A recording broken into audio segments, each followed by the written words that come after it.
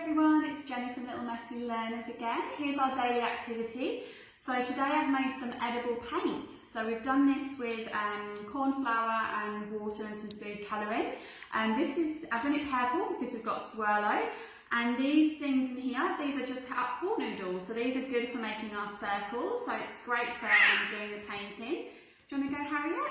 So what we're going to do, the kids can either do stamping with these, or if they're slightly older, one of the things they can do is go round in big movements. That's it, Harriet. Go round and round. That's it. Round in big swirls. You can do stamps like this.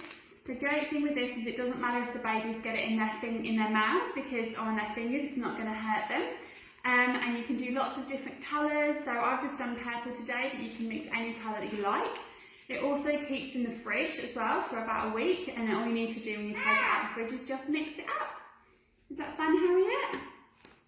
Yeah, good stamping. Awesome guys, I'll post the recipe soon. Bye!